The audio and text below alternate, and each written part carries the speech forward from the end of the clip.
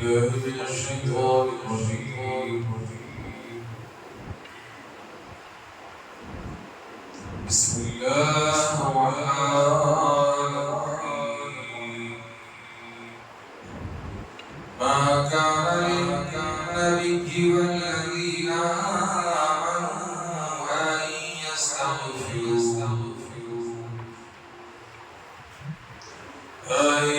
يستغفروا للمشركين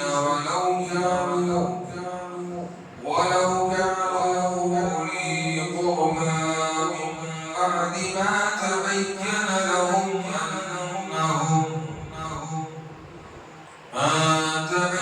لهم أنهم أصحاب الجحيم. صدق الله العظيم.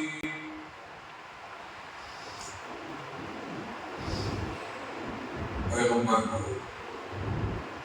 اور مسلمانوں کو جائز نہیں کہ مشرکوں کے لیے مغفرت کی دعا مانگے، اگرچہ وہ رشتہ دار ہی کیوں نہ ہو۔ اس امر کے ظاہر ہو جانے کے بعد کہ یہ لوگ دوزخی ہیں، اس آیت کریمہ کے شأن نزول میں زیادہ صحیح روایت یہی معلوم ہوتی ہے کہ جب آپ صلی اللہ تعالیٰ علیہ وسلم کے چچا ابو طالب کا انتقال ہونے لگا تو آپ صلی اللہ تعالیٰ علیہ وسلم ان کے پاس تشریف لے گئے اور فرمایا کہ چچا میرے سامنے لا الہ الا اللہ محمد رسول اللہ پڑھ دو، پھر میں اللہ تعالیٰ سے تمہاری بخشش کرا لوں۔ اس وقت ابو طالب کے پاس ابو جہل وغیرہ چند کٹر کافر بیٹھے ہوئے تھے۔ انہوں نے ابو طالب کو کلمہ پڑھنے سے روکا۔ آپ صلی اللہ تعالیٰ علیہ وسلم نے کئی مرتبہ اصرار کیا، لیکن ابو جہل وغیرہ کے روکنے کی وجہ سے ابو طالب نے کلمہ نہیں پڑھا اور ان کا انتقال ہو گیا۔ چونکہ ابو طالب کو حضرت صلی اللہ تعالیٰ علیہ وسلم سے بڑی محبت تھی، آپ صلی اللہ تعالیٰ علیہ وسلم برسوں ان کے گھر میں رہے تھے اور رسالت کے اعلان کے بعد انہوں نے آپ صلی اللہ تعالیٰ علیہ وسلم کا بہت ساتھ دیا تھا اور آپ صلی اللہ تعالیٰ علیہ وسلم کی وجہ سے بہت تکلیفیں اٹھائی تھی، اس لیے ان کے ایمان نہ لانے کی وجہ سے آپ صلی اللہ تعالیٰ علیہ وسلم بڑے فکر مند ہوئے اور فرمایا کہ جب تک مجھ کو روکا نہ جائے گا میں چچا کے حق میں بخشش کی دعا کرتا رہوں گا۔ چنانچہ آپ صلی اللہ تعالیٰ علیہ وسلم ابو طالب کے حق میں مغفرت کی دعا کرنے لگے۔ اس پر یہ آیت کریمہ نازل ہوئی اور کافروں کے حق میں دعائیں مغفرت کرنے سے منع کر دیا گیا۔ لیکن اس بات کی اجازت ہے کہ کوئی مسلمان کافروں کے حق میں ہدایت اور ایمان کی دعا کرے، اور حضرت صلی اللہ تعالیٰ علیہ وسلم اپنی قوم کے حق میں ہدایت کی دعا فرمایا کرتے تھے۔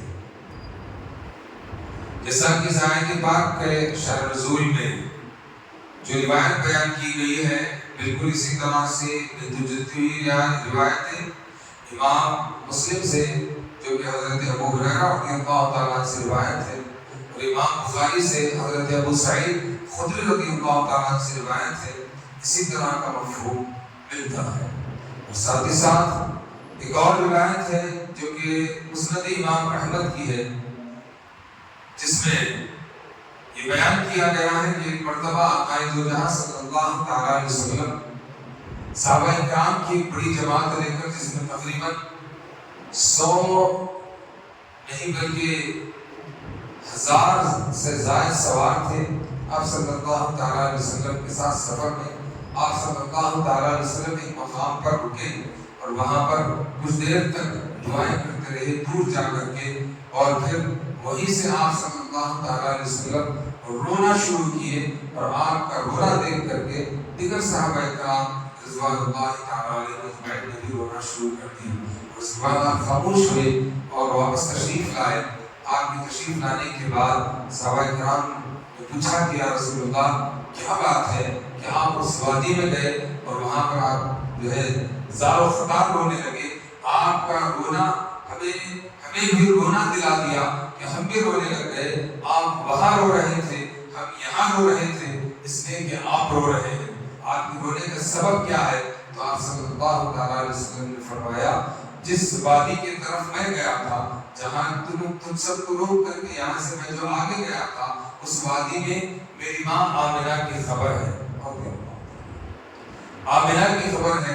وہاں گیا, جا کر کے میں رب کی بارگاہ میں آپ کی بخشش و مغفرت کی دعا فرمائی, اور اللہ تبارک و تعالیٰ کی جانب سے مجھے روک دیا گیا. اس سبب پر مجھے اس بات کا شدید خدشہ ہوا کہ کہیں میری ماں کو جہنم کی آگ نہ جلائے. اس خوف سے میں رویا, اتنا رویا کہ تمہیں بھی اس بات پر رونا پڑا. اس کے بعد آگے آقا جہاں صلی اللہ تعالیٰ علیہ وسلم فرماتے ہیں, جس کو ابن کثیر نے بھی کوٹ کیا ہے, کہ وہ آقا علیہ السلام کا فرمان یہ ہے کہ اے میرے صحابیوں سنو, میں نے تمہیں روکا تھا زیارت قبور سے, سنو میں تمہیں اجازت دیتا ہوں, جاؤ خبروں کی زیارت کرو. خبروں کی زیارت سے قلب کی اصلاح ہوتی ہے, موت کی یاد تازہ ہوتی ہے, اور دل اور دماغ اللہ کی طرف رجوع ہوتے ہیں. موت یاد آتی ہے, قبر ہو جاتی ہے. ایک اور روایت میں اسی روایت کو آگے بڑھاتے ہی ابن کثیر فرماتے ہیں کہ پھر آگے ارشاد فرمایا آقا جہاں صلی اللہ تعالیٰ علیہ وسلم نے کہ لوگوں میں نے تمہیں قربانی کے گوشت کو جمع کرنے سے روکا تھا, اب میں تمہیں اجازت دیتا ہوں جتنا چاہے کھاؤ, جتنا چاہے جمع کرو. اس کے بعد آگے ارشاد فرماتے ہیں آقا جہاں صلی اللہ تعالیٰ علیہ وسلم کہ اے میرے صحابیوں سنو, میں نے برتن سے پینے کو منع کیا تھا, مگر اجازت دے رہا ہوں کہ تم برتن سے پانی پیو, ہر جائز شے کو پیو, نہ کہ ناجائز شے کو. جیسے حرام چیزیں ہیں, شراب ہے, نشہ والی چیزیں ہیں, ان کو نہ پیو. تمہیں پینے کی اجازت ہے, پانی پیو, شہد پیو, دودھ پیو. جو حلال چیزیں ہیں اس کو برتن سے منہ لگا کر کے اس کا استعمال کیا جا سکتا ہے. تو بہرحال اس آیت پاک میں رب تبارک و تعالیٰ نے کافروں کی مغفرت کی دعا سے روکا گیا ہے, مگر آقا جہاں صلی اللہ تعالیٰ علیہ وسلم ہر کافر کے حق میں, ہر مشرک کے حق میں یہ دعا فرمایا کرتے کہ مولا انہیں ہدایت عطا فرما, تیرے دین کی سمجھ عطا فرما, یہ حق کو جانے, یہ کنکر پتھر کو خدا ماننا چھوڑ کر کے تیری وحدانیت کو ماننے لگ جائیں. آقا علیہ الصلوۃ والتسلیم کثرت سے جو ہے یہ دعا فرمایا کرتے تھے ہدایت کی, اور ہدایت کی دعا کرنا ہم سب کے لیے بھی جائز ہے. اس لیے کہ آج کے اس پرفتن دور میں ایمان والوں کے پاس اگر کچھ بچا ہے تو وہ کیا ہے؟ بس دعا ہے. آقا علیہ الصلوۃ والتسلیم فرماتے ہیں کہ الدعاء صلاح المؤمن, دعا مومن کا ہتھیار ہے. جس طرح کے حالات بن رہے ہیں, ان حالات میں دعا ہی ہے جو ہمارے مقصد کو پہنچا سکتی ہے, دعا ہی ہے جو ہمارے ارادوں کو, مرادوں کو پورا کر سکتی ہے, دعا ہی ہے دشمن کے دل کو ٹھنڈا کر سکتی ہے, ایک دعا ہی ہے جو بھٹکے ہوں کو, گمراہوں کو راہ دکھا سکتی ہے, اور سخت کافروں کو نرم کر کے انہیں ہدایت کا راستہ عطا کر سکتی ہے. ایمان والوں کو چاہیے کہ وہ اپنے لیے بھی دعا کریں, اپنے رشتہ داروں کے لیے بھی دعا کریں, ساری امت کے لیے دعا کریں, ساری انسانیت کے لیے دعا کریں. جس ملک میں وہ رہتے ہیں اس ملک کے امن و امان کے لیے دعا کریں. اللہ تبارک و تعالیٰ سے دعا ہے اللہ تبارک و تعالیٰ ہمارے کہنے سننے سے زیادہ عمل کرنے کی توفیق عطا فرمائے. مولا کریم ہمارے گناہوں کو معاف فرما, خطاؤں کو معاف فرما, کاہلیوں کو درگزر فرما, تیری صحیح بندگی کرنے کی توفیق عطا فرما. مولا پاک قرآن مجید کو پڑھنے اور اس کو سمجھنے کی توفیق عطا فرما, قرآن مجید کو پڑھنے اور اس پر عمل کرنے کی توفیق عطا فرما, قرآن پاک کو پڑھنے اور اس کے علم کو عام کرنے کی توفیق عطا فرما. مولا پاک ماہ رمضان کے فیضان سے مالا مال فرما, ماہ رمضان کے روزوں کو قبول فرما, ماہ رمضان کی نمازوں کو قبول فرما, ماہ رمضان کی تراویح کو قبول فرما, ماہ رمضان کے زکوٰۃ, عطیات, صدقات جو تیرے بندوں کی خدمت کے لیے تیرے نام پر جو دیا جاتا ہے مولا پاک, تمام نیکیوں کو اپنی بارگاہ میں درجہ قبولیت عطا فرما، زندان تو ایمان پر خاتمہ فرما، تو ایمان پر فرما. صلی اللہ تعالی علی خیر خلقہ و عرشہ محمد و آلہ و اصحابہ اجمعین برحمتک یا ارحم الراحمین والحمد للہ رب العالمین.